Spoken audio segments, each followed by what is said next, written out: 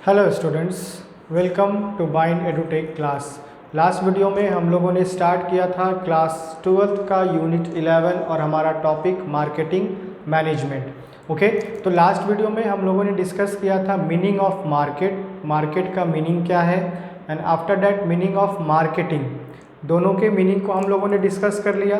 Then after हम लोगों ने बात किया था functions of market, and after that last point जो हम लोगों ने डिस्कस किया था that is meaning of marketing management. Marketing management का मीनिंग क्या है? तो मार्केटिंग मैनेजमेंट में हम लोगों ने देखा था कि उसमें भी planning, organizing, directing and controlling जो है, इन सारी चीज़ों को हम लोग इम्प्लीमेंट करते हैं या इन चीज़ों से ही हम उसे बेहतर बनाने का प्रयास करते हैं, तब जा कर के हम अपने मार्केटिंग फंक्शंस को अच्छे से परफॉर्म कर पाएंगे। अगर हम चाहते हैं कि जो हमारा मार्केटिंग फंक्शन है उसको हम बेस्ट वे में इम्प्लीमेंट करें या सबसे अच्छे तरीके से हम उसको अपने ऑर्गेनाइजेशन में इम्प्लीमेंट करके मैक्सिमम प्रॉफिट अर्न करें, तो हमें प्लानिंग टू कंट्रोलिंग, ये जो फंक्शंस ऑफ मैनेजमेंट है, इसे इम्प्लीमेंट करना होगा। बेस्ट प्लानिंग बनाना पड़ेगा अपने ऑर्गेनाइजेशन के लिए, सिर्फ ऑर्गेनाइजेशन के लिए नहीं, क्योंकि ये चैप्टर मार्केटिंग से डील हो रहा है, या इस चैप्टर में जो हम लोग मेजर पार्ट है केवल मार्केट के बारे में पढ़ रहे हैं, तो मार्केट फंक्शन से रिलेटेड हमें प्लानिंग करना होगा। वो फंक्शन कि कैसे हम अपने कॉम्पिटिटर से ज़्यादा प्रॉफिट कमा सकते हैं। अगर एक हमारा कॉम्पिटिटर 100 रुपये कमा रहा है तो हम उससे 110 कैसे कमा सकते हैं, तो मोर देन कॉम्पिटिटर्स हम कैसे कमा सकते हैं। वो जो प्रोडक्ट बना रहा है या वो जो सर्विस प्रोवाइड कर रहा है उससे बेस्ट तरीके से हम कैसे अपनी क्वालिटी को और इन्हेंस कर सकते हैं। And the last is cost. अगर हमने अच्छे से प्रोड्यूस किया है, हमारा सब कुछ अच्छा चल रहा है बिजनेस में और मार्केटिंग फंक्शंस में, तो मेन चीज़ जो है वो कॉस्ट पे डिपेंड करता है। हमने जो प्रोडक्ट बनाया है या हमारे द्वारा जो प्रोडक्ट बनाया गया है, जो उसका लागत है, कॉस्ट है, वो कितना है।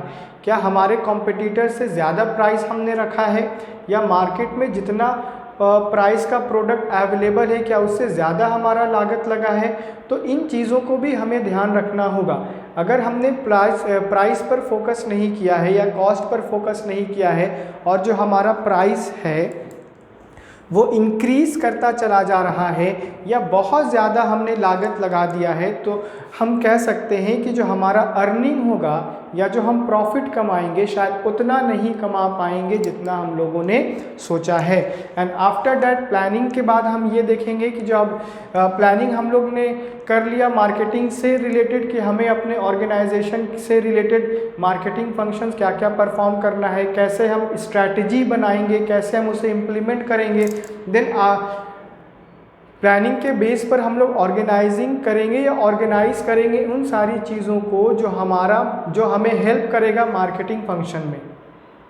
ओके, कि हम अपने मार्केटिंग फंक्शन में किन किन टूल्स को यूज़ करते हैं या किस तरीके से हम उन सारी चीज़ों को इम्प्लीमेंट करेंगे। तो आफ्टर प्लानिंग हम लोग ऑर्गेनाइज करेंगे।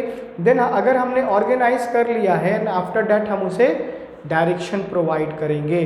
तो डायरेक्शन में हम क्या देखेंगे?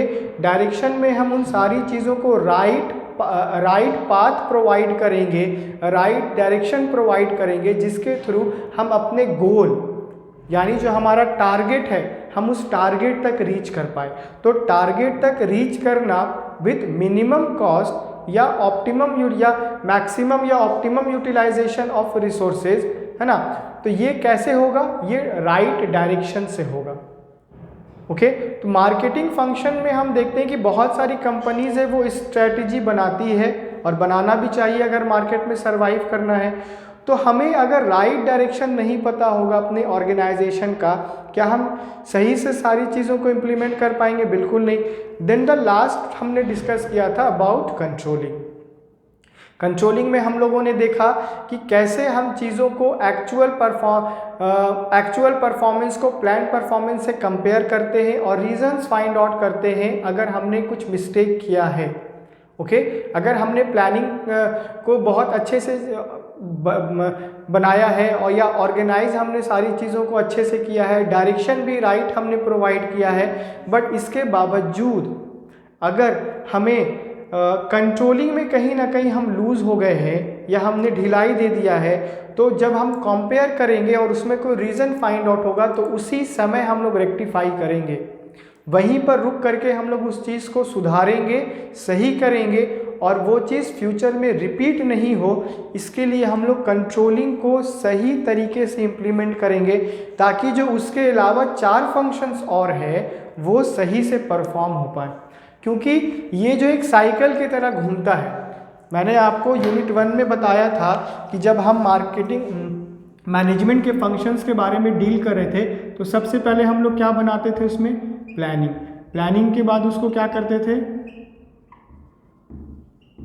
Organising, and after that staff को हायर करते थे, देन डायरेक्टिंग यानी डायरेक्शन प्रोवाइड करते थे, एंड आफ्टर दैट कंट्रोलिंग होता था। तो ये हम देख रहे एक साइकिल है जो कंटिन्यूअसली क्या कर रहा है, घूम रहा है। यानी हमने अगर प्लानिंग कर लिया तो after that organizing, staffing, directing, controlling, तो ये कंट्रोलिंग पर आके ख़त्म नहीं हो जाएगा। फिर हम लोग प्लानिंग से स्टार्ट करेंगे, कंपेयर करेंगे और कहीं पर हमें लूप होल नज़र आएगा या कहीं पर कमी रह जाएगा तो उसी समय हम लोग क्या करेंगे, उस चीज़ को रेक्टिफाई करेंगे। ये हम लोगों ने प्रीवियस वीडियो में डिस्कस किया था। तो इस वीडियो में हम बात करने वाले हैं फंक्शंस ऑफ मार्केटिंग। मार्केटिंग के फंक्शंस क्या हैं, ओके इसमें हम लोग पॉइंट वाइज डील करेंगे।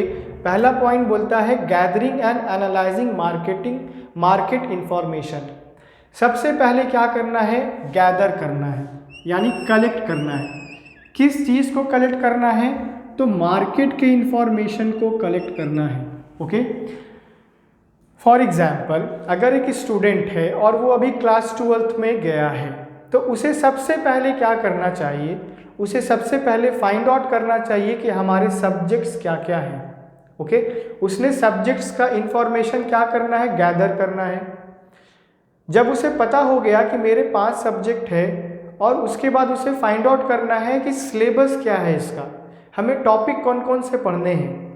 उसके बाद वो अपना स्ट्रैटेजी बनाएगा, किससे रिलेटेड, अपनी स्टडी से रिलेटेड। तो मतलब पढ़ाई जो वो फ्यूचर में करेगा, जब वो 12th में गया है अब उसका कंटिन्यूअसली पढ़ाई स्टार्ट होगा, उसे नॉलेज गेन करना है, इन्फॉर्मेशन गेन करना है। तो सबसे पहले वो क्या करेगा, अपनी सारी चीज़ों को गैदर करना स्टार्ट करेगा, कलेक्ट करना स्टार्ट करेगा। अगर उसके पास बुक्स नहीं है तो बुक्स को कलेक्ट करेगा, नोट्स अवेलेबल नहीं है तो नोट्स को अवेलेबल करेगा, अगर उसके पास सिलेबस अवेलेबल नहीं है तो वो सिलेबस को कलेक्ट करेगा। अपने पास वो उन सारी चीज़ों को जमा कर लेगा जिनके माध्यम से वो एक अच्छा मार्क्स स्कोर कर सकता है।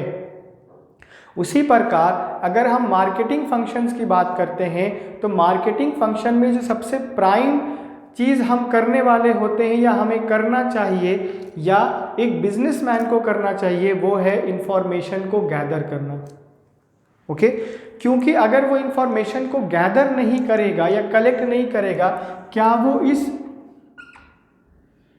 मार्केट के बारे में कुछ जान पाएगा। अगर वो प्रोडक्शन कर रहा है तो प्रोडक्शन किसके लिए कर रहा है, ये जो उसका टारगेट मार्केट है। अगर एक बिजनेसमैन प्रोडक्शन स्टार्ट करने वाला है, क्यों करने वाला है, क्योंकि जो उसके लोकेलिटी में जो टारगेट मार्केट है वो उस टारगेट मार्केट के रिक्वायरमेंट्स को पूरा करेगा। तो सबसे पहले ये गैदर करना होगा कि इस मार्केट में कितने बायर्स अवेलेबल हैं। ओके नंबर ऑफ बायर्स कितने अवेलेबल है, उनका लेवल ऑफ इनकम क्या है। अगर इस मार्केट में बायर्स अवेलेबल हैं तो उनको वो कौन से प्रोडक्ट को ज़्यादा प्रेफरेंस देते हैं, उनका लेवल ऑफ इनकम क्या है, कितने सेलर्स अवेलेबल हैं, कितनी मैन्युफैक्चरिंग कंपनीज हैं जो इस मार्केट में अपने प्रोडक्ट को रीच करवाता है। तो ये सारा इंफॉर्मेशन हमें क्या करना होगा, गैदर करना होगा। ओके क्योंकि बायर्स के लेवल ऑफ इनकम की बात करें तो वो सेम नहीं होगा, किसी का बहुत ज़्यादा इनकम होगा, किसी का कम होगा, किसी का एवरेज होगा। तो हमें ध्यान रखना है कि अगर हम प्रोडक्शन करने वाले हैं तो हमारा जो बायर है वो कौन से लेवल में आता है, ओके, या कौन से लेवल ऑफ इनकम के बायर्स को हम टारगेट करने वाले हैं। टारगेट करने का मतलब ये है कि हम उन्हें अपने प्रोडक्ट की ओर अट्रैक्ट करने वाले हैं, तभी तो हम लार्ज नंबर ऑफ प्रोडक्ट को अपने कस्टमर को सेल आउट कर पाएंगे, ओके। देन ये बोलता है कि जो इन्फॉर्मेशन हम गैदर करेंगे उसको हम एनालाइज करेंगे, एनालाइजिंग मार्केटिंग या मार्केट इंफॉर्मेशन। अब हमने क्या किया, सबसे पहले मार्केट के इंफॉर्मेशन को गैदर कर लिया है, कलेक्ट कर लिया है। कलेक्ट करने के बाद ये बोलता है कि आप उसको क्या करो, एनालाइज करो। एनालाइज क्या करेंगे कि हम जिस गुड्स को प्रोड्यूस करने वाले हैं या जिस गुड्स का हम प्रोडक्शन करने वाले हैं उसको कितने बायर्स हम अज्यूम कर रहे हैं, अभी कितने बायर्स उसको परचेस करने वाले करेंगे या कितने बायर्स उसके रिगार्डिंग अपना कंसर्न दिखाएंगे, ओके। तो ये सारा कुछ हम कहाँ देखेंगे, एनालाइजिंग में देखेंगे। जितना इंफॉर्मेशन हम गैदर करेंगे उसको एनालाइज करेंगे, तब जाकर के हमें पता चलेगा कि हम जो बिजनेस करने वाले हैं क्या वो सही होगा या गलत होगा। इसी के अंदर कुछ पॉइंट्स हैं जिसको हम लोग वन बाय वन डील कर लेते हैं, ओके। फर्स्ट पॉइंट बोलता है systematic fact gathering and information analysis. Systematic तरीके से क्या करना है, गैदरिंग करना है। किस चीज़ को गैदर करना है, तो इंफॉर्मेशन को गैदर करना है। सिस्टमैटिक फैक्ट यानी जो हम इंफॉर्मेशन गैदर करने वाले हैं या कलेक्ट करने वाले हैं वो सीक्वेंस में होना चाहिए। सीक्वेंस में कहने का मतलब है कि मैंने अगर बिजनेस स्टार्ट करना है प्रोडक्शन का, किसी गुड्स को प्रोड्यूस कर रहे, सर्विस को प्रोवाइड नहीं कर रहे, तो किसी गुड्स को प्रोड्यूस कर रहे हैं तो उसके रिगार्डिंग कितने बायर्स हैं, वो क्या कंसर्न दिखाते हैं, नंबर ऑफ सेलर्स कितने हैं, मार्केट में उनका पोजीशन कैसा है। तो एक फैक्ट को गैदर करना है और उस इंफॉर्मेशन को एनालाइज करना है। फिर ये बोलता है डेटा इज अवेलेबल। जो डेटा हमें अवेलेबल होगा वो कहाँ से अवेलेबल होगा, वो प्राइमरी डेटा भी हो सकता है और सेकेंडरी डेटा भी हो सकता है, ओके। प्राइमरी डेटा और सेकेंडरी डेटा क्या है, देखो एक ये जो है बिजनेसमैन है, ये क्या है, बिजनेसमैन है।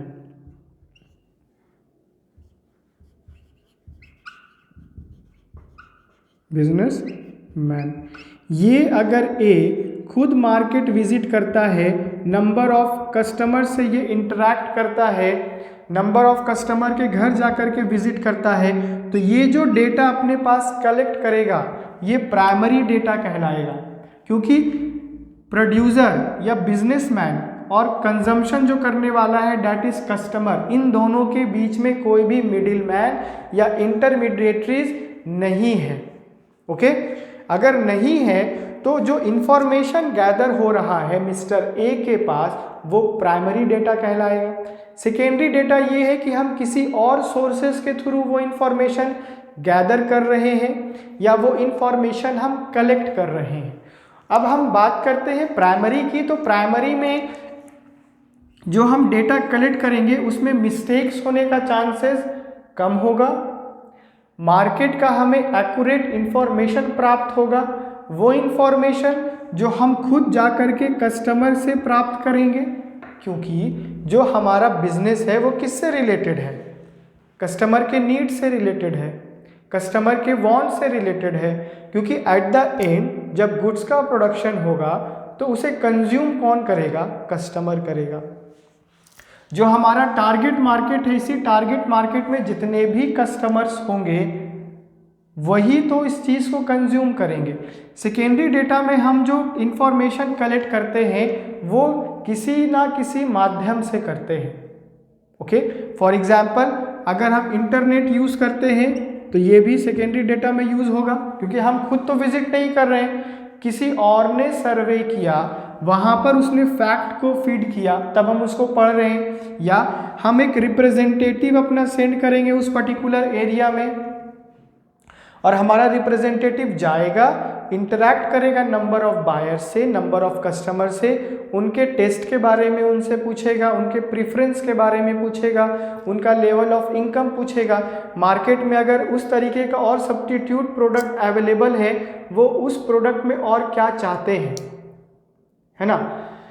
क्योंकि मार्केट में केवल एक प्रोडक्ट तो है नहीं, बहुत सारी कंपनीज हैं जो प्रोडक्ट को बना रही हैं, लेकिन कस्टमर जो है वो उस प्रोडक्ट पर ज़्यादा सेटल होना चाहता है या ज़्यादा उसे परचेस करना चाहता है, जिससे उसको ज़्यादा संतुष्टि प्राप्त हो या जिस प्रोडक्ट को यूज़ करके वो ज़्यादा सेटिस्फैक्शन हासिल करे। Next is examine a business environment strength. अब हम क्या करेंगे, बिजनेस के इन्वायरमेंट को हम एग्जामिन करेंगे। एक और एग्जाम्पल से समझते हैं। क्लास में अगर 50 स्टूडेंट्स हैं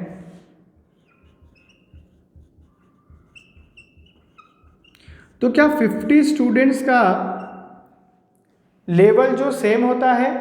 बिल्कुल नहीं होता है। अगर हम लेवल्स की बात करें तो लेवल ऑफ स्टूडेंट जो है वो सेम बिल्कुल नहीं होता है। एक स्टूडेंट जो है वो 95% स्कोर करता है, एक स्टूडेंट 80 स्कोर करता है, एक 60 और एक 38 स्कोर करता है। तो यहाँ पे लेवल ऑफ स्टूडेंट्स भी डिफरेंट है, लेकिन हम ये देखते हैं कि जो टीचर है वो एक ही है, वो नॉलेज एक ही जैसा प्रोवाइड कर रहा है, लेकिन स्टूडेंट के अंदर हम डिफरेंसेस देख पा रहे हैं उनकी एबिलिटी के कारण। वो कितना गेन करते हैं, कितना इंटरेस्ट दिखाते हैं, कितना उस चीज़ पर वो अपने आप को इंगेज करते हैं, एट द एंड तब जाकर वो ये मार्क्स स्कोर करते हैं। तो स्ट्रेंथ एंड वीकनेस हम पता कर सकते हैं कैसे? किसी भी स्टूडेंट का एग्जाम लेकर के होता है, साल के एंड में एग्जाम होता है, तब जाकर के हम क्या करते हैं, बच्चों को प्रमोट करते हैं।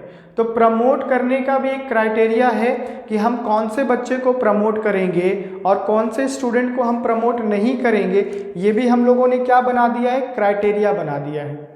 ये कैसे हम लोगों को पता चला? जब हम लोगों ने स्टूडेंट का एग्ज़ाम लिया, उन्होंने उसमें जितना परफॉर्म किया, उस परफॉर्मेंस के हिसाब से हमने उन्हें रैंकिंग दे दिया। ओके, रिमार्क्स उन्हें दिया। अगर उन्होंने बहुत अच्छा किया तो उन्हें प्रमोट कर दिया, अगर वो फेल हो गए तो उन्हें सेम क्लास रिपीट करवाया या फिर कंपार्टमेंटल एग्जाम दिलवाया। उसी प्रकार बिजनेस के इन्वायरमेंट को वेरीफाई करना चाहिए किसको? बिजनेसमैन को। अब बिजनेस के इन्वायरमेंट में हम कौन कौन सी चीज़ें इंक्लूड कर सकते हैं? स्ट्रेंथ यूज़ कर सकते हैं। स्ट्रेंथ क्या होता है कि क्लास में अगर 50 बच्चे हैं तो किसी बच्चे का मैथ बहुत अच्छा होता है, किसी बच्चे का केमिस्ट्री बहुत अच्छा होता है, किसी बच्चे का अकाउंट्स बहुत अच्छा है, किसी बच्चे का इंग्लिश बहुत अच्छा है। तो इस प्रकार से वो क्या है, वो उसमें अपना स्ट्रॉन्ग पॉइंट देखता है। ओके, और वो चाहता है कि मैं जिसमें कैपेबल हूँ मैं उसमें ज़्यादा स्कोर करूँ।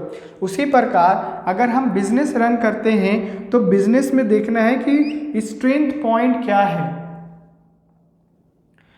वीकनेस क्या है, अपॉर्चुनिटीज़ कौन कौन सी मार्केट में अवेलेबल है, और उन अपॉर्चुनिटीज़ को हम कैसे बिजनेस में पॉजिटिवली हम उसको यूज़ कर सकते हैं। ओके, तो पॉजिटिवली हम तब यूज़ करेंगे जब हमें पता होगा कि मार्केट का कंडीशन क्या है, मार्केट में कितने कॉम्पिटिटर्स हैं, मार्केट में कितने बायर्स हैं, उनके द्वारा कौन सा डिमांड क्रिएट किया है। और अगर हम सोसाइटी में जाते हैं, वहाँ पर जितनी भी अपॉर्चुनिटीज़ अगर हम उसको बेस्ट पॉसिबल वे में यूज़ करना चाहें बिल्कुल कर सकते हैं। अगर हम रॉ मटेरियल की बात करें,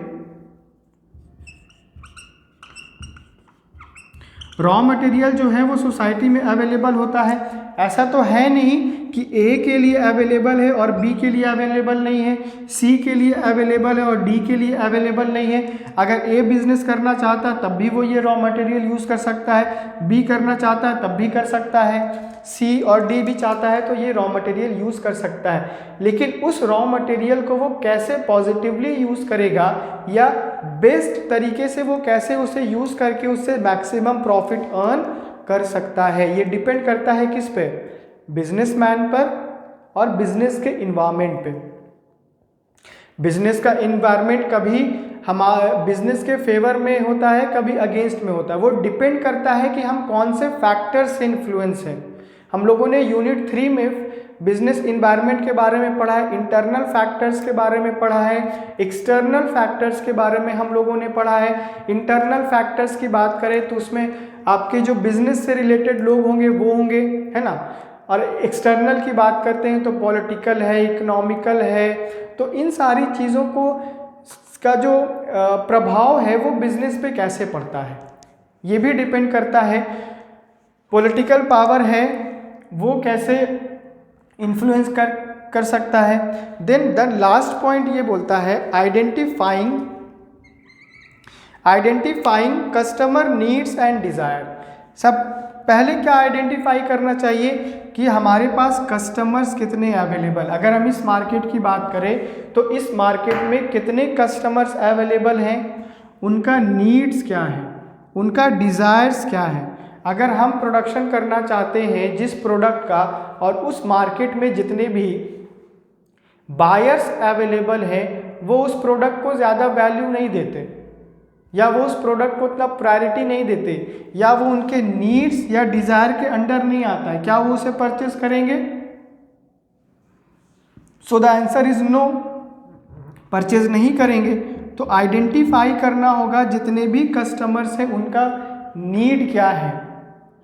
अगर हम एक बिजनेसमैन हैं और हम अपने कस्टमर के बारे में नहीं जानते हैं तो हम लंबे समय तक मार्केट में सरवाइव नहीं कर पाएंगे। एक तो ये कि हम कस्टमर के नीड्स को पूरा नहीं कर पा रहे हैं। अगर हम कस्टमर के नीड्स को पूरा नहीं कर पा रहे हैं तो जिनके माध्यम से हमें प्रॉफिट कमाना है या जिनके थ्रू हम प्रॉफिट कमाएंगे वो तो हमारे बिजनेस पे इंटरेस्ट नहीं दिखा रहे हैं या वो हमारे प्रोडक्ट के रिगार्डिंग कोई इंटरेस्ट नहीं दिखा रहे या हमारा प्रोडक्ट कस्टमर को अट्रैक्ट नहीं कर पा रहा है, तो क्या कस्टमर परचेस करेंगे? तो कस्टमर जब परचेज नहीं करेंगे तो हम प्रॉफिट कैसे अर्न कर पाएंगे? तो जब हम प्रॉफिट अर्न नहीं कर पाएंगे तो बिजनेस को हम इस्टेब्लिश अच्छे से नहीं कर पाएंगे या हम बिजनेस के रिक्वायरमेंट्स को पूरा नहीं कर पाएंगे। अलग अलग मार्केट में जितने भी कस्टमर्स अवेलेबल होते हैं जो उनका नीड है और डिज़ायर है वो वैरी कर सकता है, लेकिन जो एक अच्छा बिजनेसमैन होता है वो ये हमेशा चेक करने का प्रयास करता है कि जब भी मैं किसी प्रोडक्ट को मार्केट में लॉन्च करूं सबसे पहले मैं मार्केट के कंडीशन के बारे में अवेयर हो जाऊं। मुझे पता होना चाहिए या बिजनेसमैन को पता होना चाहिए कि क्या कंडीशन है मार्केट का। तो पॉइंट नंबर 1 में हम लोगों ने डिस्कस किया gathering and analysing market information, जिसमें हम लोगों ने 4 पॉइंट डिस्कस किया। तो हम लोगों ने देखा कि सबसे पहले गैदर करना है मार्केट के इंफॉर्मेशन को, ओके। गैदर करने के बाद उसको एक एनालाइज करना है, ओके। एनालाइज से हमें ये पता चल सकता है कि जो चीज़ मैं सोच रहा हूँ या जिस गुड्स का प्रोडक्शन करने का मैं सोच रहा हूँ क्या मुझे वो करना चाहिए या नहीं करना चाहिए, ओके। ये डिपेंड करता है किस पर? इंफॉर्मेशन पर। अगर हमने बहुत अच्छे से इंफॉर्मेशन गैदर किया है तो हम मेरिट प्लस डीमेरिट्स दोनों ही पॉइंट को क्या कर सकते हैं? एनालाइज कर सकते हैं, ओके।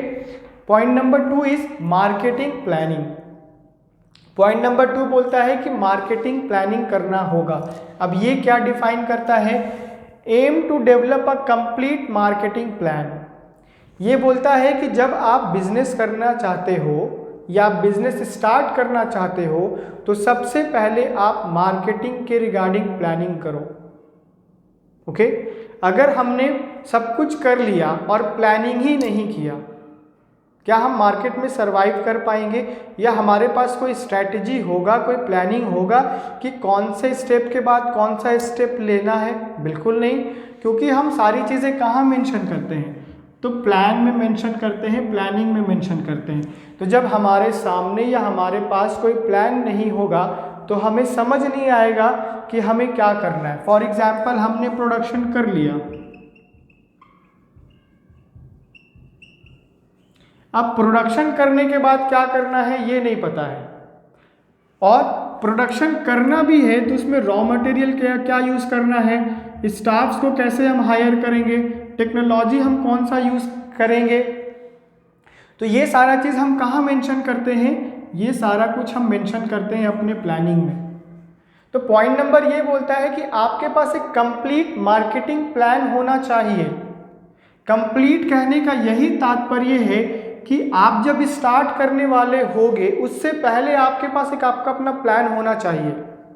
अगर प्लान नहीं होगा तो क्या होगा, so that marketing objective can be achieved. अगर हमारे पास या बिजनेसमैन के पास मार्केटिंग प्लान है, कंप्लीट मार्केटिंग प्लान है, तो वो ऑब्जेक्टिव को रीच कर सकता है, वो ऑब्जेक्टिव को अचीव कर सकता है ना। अगर वो चाहता है कि हम कम समय में ज़्यादा प्रॉफिट कमाएं या हम ये काम करके इससे प्रॉफिट कमा सकते हैं, वो कब होगा, वो तभी होगा जब उसके पास प्लानिंग होगा।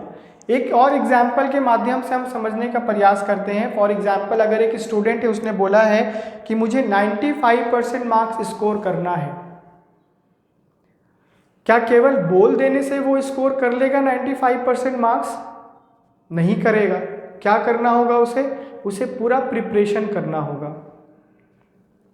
सब्जेक्ट वाइज उसके पास नोट्स होने चाहिए, सब्जेक्ट वाइज उसके पास बुक्स होनी चाहिए, सब्जेक्ट वाइज उसके पास सिलेबस और इन्फॉर्मेशन होना चाहिए, क्या पढ़ना है क्या नहीं पढ़ना है, टर्म 1 में क्या आ रहा है, टर्म 2 में क्या आ रहा है, फाइनल एग्जाम में क्या आएगा। ये सारा कुछ अगर उसके पास नहीं होगा और वो उस चीज़ में अपने आप को इंगेज नहीं करेगा, यानी सारे कुछ उसने कलेक्ट कर लिया बट वो उसको यूटिलाइज नहीं कर रहा है, क्या वो 95% स्कोर करेगा? नहीं कर पाएगा। उसको क्या करना होगा, नोट्स को पढ़ना होगा, बुक्स को पढ़ना होगा, टाइम देना पड़ेगा, टाइम जो है वो देना पड़ेगा पढ़ाई करने में। एक जगह हम खेल रहे हैं और दूसरी जगह बोल रहे हैं कि मेरा 95% मार्क्स आएगा, तो खेल कर तो आएगा नहीं जब तक हम पढ़ाई नहीं करेंगे, क्योंकि उसके रिगार्डिंग हमें क्या करना होगा, प्लानिंग करना होगा, टाइम बनाना होगा, तब जाकर के हम क्या कर सकते हैं, अच्छा मार्क्स स्कोर कर पाएंगे। उसी प्रकार अगर हमें कुछ स्कोर करना है या कुछ हमारा ऑब्जेक्टिव है तो उसमें भी हम क्या करेंगे, अपना प्लानिंग बनाएंगे। एक और एग्जाम्पल है वो देखते हैं हम लोग। It also must specify the action program. एक एग्जाम्पल क्या दिया है, इफ अ मार्केटर का क्या है, एक एम है, क्या है, at enhancing his market share. वो चाहता है कि मेरा जो मार्केट में शेयर है वो इन्हेंस करे। कैसे करेगा, एक दे देखते, ये मार्केट है, ठीक है, तो ये मार्केट में ए जो है वो इतना शेयर अभी होल्ड कर रहा है, ये जो पार्ट है वो ए का है, ओके। इसके बाद जितना बचता है वो उसके कॉम्पिटिटर्स का है। ये वाले कौन हो गए, उसके कॉम्पिटिटर्स हो गए, और ये वाला पार्ट किसका है, तो ए का है, और ये उसके कॉम्पिटिटर्स हो गए। अब ए चाहता है कि मैं अपना शेयर जो है वो इंक्रीज करूं, यानी वो यहाँ तक आना चाहता है, तो यहाँ तक रीच करने के लिए उसे क्या करना पड़ेगा, in the country in the next 4 year, आने वाले 4 सालों में उसे अपना शेयर जो है वो मार्केट में इन्हेंस करना है, बढ़ाना है। इसके लिए वो क्या करेगा, प्लानिंग करेगा। Then his marketing plan should be include various important aspect.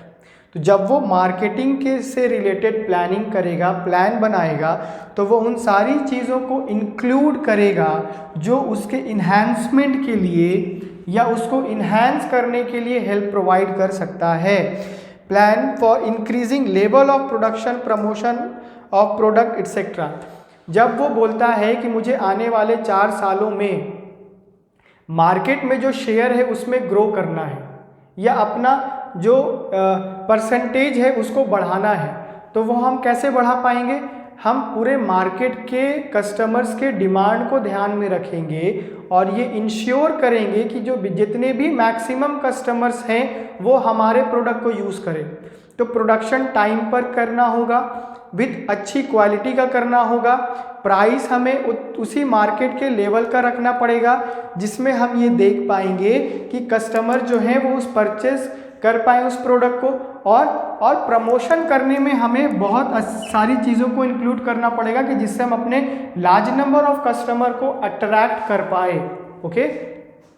Next point is point number 3, product designing and development involve decision regarding the product. ये किससे इन्वॉल्व होता है, तो प्रोडक्ट से रिलेटेड ये बातें यहाँ होती हैं। Regarding product to be manufactured and attributes. अब इसके एट्रीब्यूट्स क्या होते हैं, तो प्रोडक्ट के एट्रीब्यूट्स में हम क्वालिटी को इंक्लूड करते हैं, consideration, packaging, models, variation to be introduced.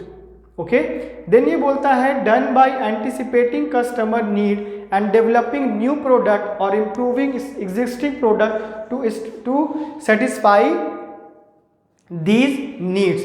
ये बोलता है अगर एक बिजनेसमैन है, अगर वो नया प्रोडक्ट बनाना चाहता है तो वो उसमें कैसे अपने आप को डेवलप कर सकता है, कैसे नया स्ट्रैटेजी बना सकता है, और अगर वो पहले से ही कोई प्रोडक्ट बना रहा है और उसका प्रोडक्ट मार्केट में लंबे समय से सेल आउट हो रहा है तो वो उसको कैसे इम्प्रूव कर सकता है। अगर हम लंबे समय तक प्रोडक्ट बनाते आ रहे हैं और उसमें अगर हम कोई वेरिएशन नहीं लाते हैं, कोई चेंजेस नहीं लाते हैं, थोड़ा उसकी क्वालिटी को इंक्रीज नहीं करते हैं, तो वो कैसे कस्टमर को अट्रैक्ट कर पाएगा। फॉर एग्जांपल हमने बहुत सारा ऐसा प्रोडक्ट देखा है जो सेम रेट का मिलता है लेकिन जो उसकी क्वालिटी है, क्वांटिटी, उसको बढ़ा दिया जाता है। फॉर एग्जांपल पहले ये था 100 ग्राम, अब ये हो गया 120 ग्राम, लेकिन जो प्राइस है वो सेम रहेगा। तो ये जो है ये कारण बन गया कस्टमर को अट्रैक्ट करने का। तो यही बोलता है प्रोडक्ट डिजाइनिंग एंड डेवलपमेंट। आप प्रोडक्ट को डिजाइन करो, रीशेप दो, उसको पैक करो, अट्रैक्टिव बनाओ, जिससे कस्टमर क्या होंगे, अट्रैक्ट होंगे। तो इस वीडियो में हम लोगों ने फंक्शंस ऑफ मार्केटिंग में 3 फंक्शंस को डिफाइन किया। Number 1 is gathering and analysing market information, number 2 marketing plan, and number 3 is product designing and development. Okay.